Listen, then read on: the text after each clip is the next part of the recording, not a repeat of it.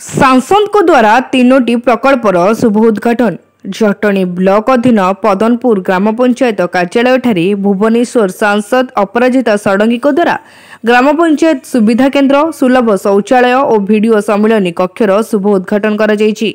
सांसद को सह जटणी ब्लॉक अध्यक्ष जयंती छोटराय, पदनपुर सरपंच अहल्या नायक और समस्त वार्ड मेंबर उपस्थित थिले।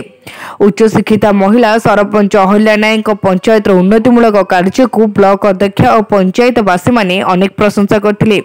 माननीय सांसद महोदय आसिक उद्घाटन कर अपराजिता षडंगी मैडम आसिक बहुत खुशी भी लगे आसिक आम सहित आसिक योगदान देले। धन्यवाद अशेष अशेष धन्यवाद जनइबी और आम ब्लॉक चेयरमैन मैडम को धन्यवाद जनइबी।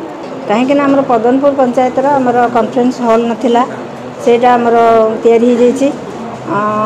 ब्लॉक तरफ दिखाई आमर जीपी फैसिलिटी सेंटर गोटे दिखाई पंचायत लोक मैंने जो आसुँच सुविधापी कराई। मुझे आमर सरपंच अहल्या मैडम को धन्यवाद देवी जहाँ से बहुत उत्साह सहित लोकंर सेवार लगी। मु आशीर्वाद करुँच जगन्नाथ पाखे से यही उत्साहटी रहू।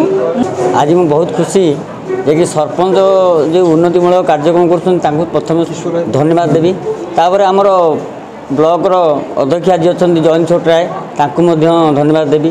तापर आज आम बहुत समय मूल्यवान समय ये आम ग्रहण उपस्थित थे। आज उद्घाटन कले जो आमर कॉन्फ्रेंस हॉल आमर माननीय सांसद मैडम अपराजिता षडंगी मैडम आसी उपस्थित थे। आमर ये अपराजिता षडंगी माध्यम किसी आम ब्लॉक को अनुदान आसूची और आम पदनपुर पंचायत उपर स्नेह श्रद्धा खूब अच्छी। मझे थे आसिक लाइट सबू एंटार आम पंचायत जाक सबू गाँव को भी लगे।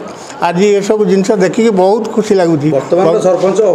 वर्तमान सरपंच अहल्या नायक कार्य को बहुत खुशी अनुभव कर भितर गाँ गंडा जा बुलूँ। जी गोटे झील पिला हिसाब से उच्च शिक्षिता पिला ताकू भी आम से गोटे चाकरी करता 30-40 हजार पाला छड़े आनिक सरपंच से तार कर्तव्य ठीक निर्वाह कर।